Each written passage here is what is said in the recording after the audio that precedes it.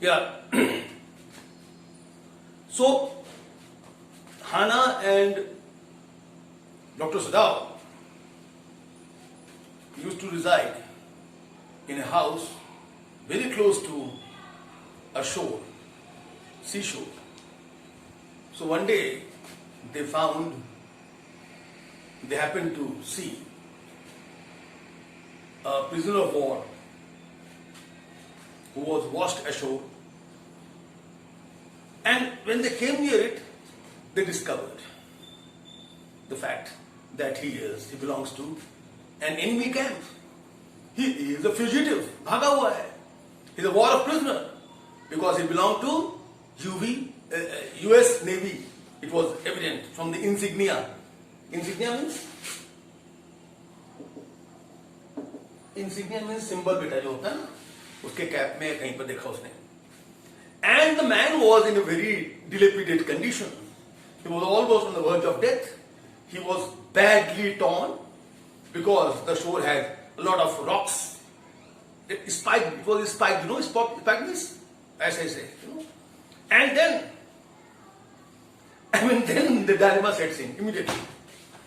But, in this chapter, you will find that the doctor in Dr. Sadao and the humanist, both doctor and the humanist in Dr. Sadao, and the motherly instinct, which is so characteristic of the women, especially those with the refined consciousness, like Hannah, came to the fore. Samne aa gaya. Came to the fore. Even in the war-ravaged country, a country which is at war with US, he knew it very well that treating such a patient, treating such a soldier who is a fugitive, would tantamount to.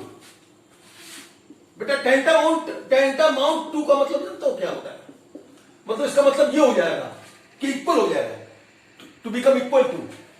So harboring or giving shelter. Harboring is giving shelter to a soldier of US Navy, which is a sworn enemy of Japan, as both the countries are,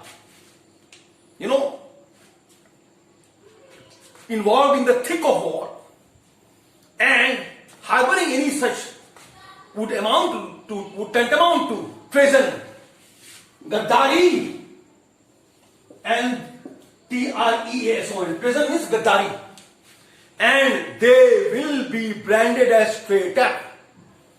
देशद्रोह बोलते हैं treason का मतलब बेटा, देशद्रोह, and they will both be branded as traitor, and anyone who is branded as traitor in any regime, forget about totalitarian regime, is liable to nothing less than what is known as capital punishment, put to death.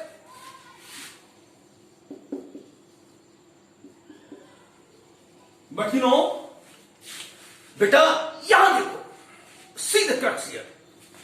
On one hand, they were hardcore patriotic, Japanese are, and as a doctor he was hardcore patriotic, and he was a highly eminent citizen, He was revered.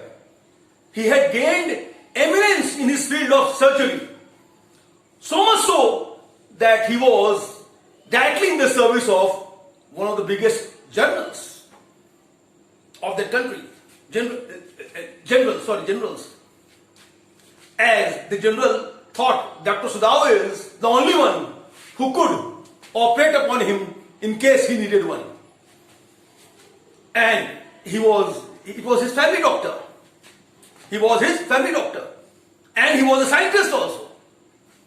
So, putting aside all the questions of reputation, all the questions of patriotism, his hands, a doctor's hand who is used to doing nothing but saving his patient, worked faster than his brain could decide. And at many places in this story we find that his hands In fact, the body of the doctor, Sudao, acted reflexively, spontaneously, unwittingly, because they were used to. You know, reflexively का मतलब क्या होता है बेटा?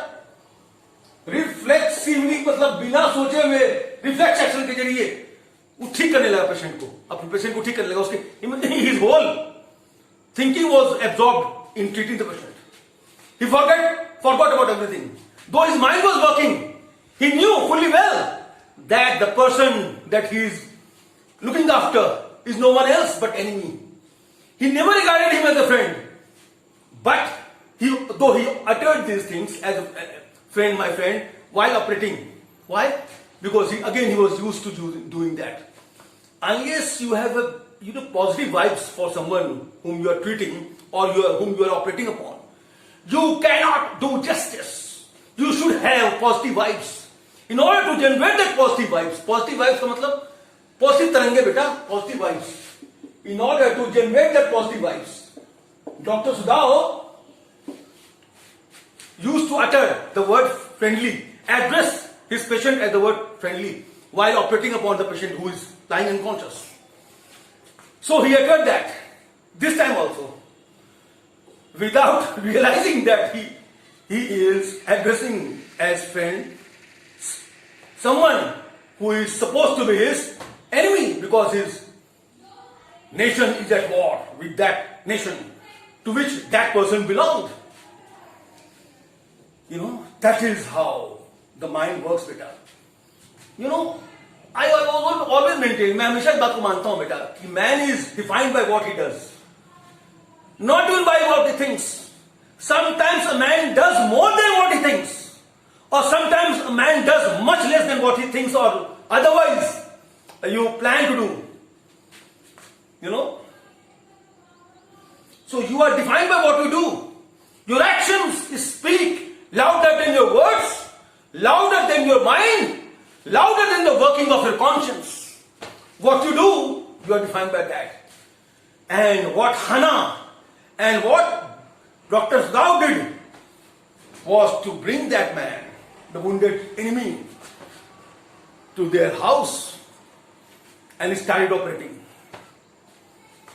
You know, they risked their life, they risked their lives, they risked their career, they risked their reputation, they risked their, concept of citizenship. They risked being branded as traitor. Because, why they did so? Why? But in this chapter, in many places it is seen that at one place Hannah says that why can't we see the things so clearly as our servants are able to? वो तो होगा ही. Servants चीजों को साफ साफ देखेंगे ही, because they are not gifted with the power of nuanced reasoning. They are not men of, they belong to what is known as unreflective meaning. बेटा दो वर्ड जान लो, unreflective meaning. ज्यादातर लोग who are plebeian, plebeian का मतलब होता है common आदमी, आम आदमी, who is swayed away by emotions, who is swayed by the emotions of prejudice, casteism, racialism, communalism, jingoism, nationalism, etc., who form the bulk of the masses, who cannot think beyond what their society tells them to. Therefore, they end up being a conformist. They end up being a conformist. मैंने हाँ मिलाते हैं, conform करते हैं, society के norm का चलते हैं. They don't have the courage of conviction. They don't have the willpower.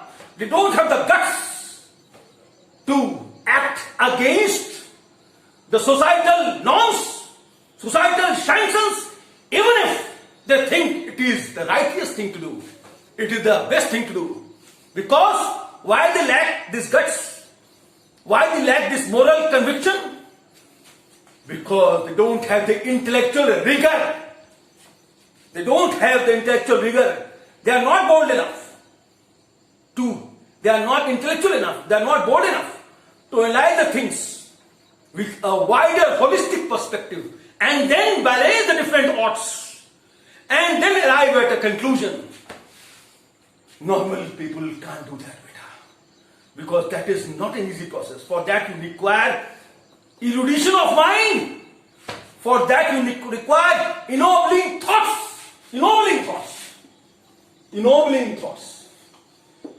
For that you require experience, wisdom. The ennobling thoughts comes through your exposure to multicultural activities, your exposure to cosmopolitan environment. If you are not exposed to cosmopolitan environment, or if you have not gained those things, your consciousness remains insular.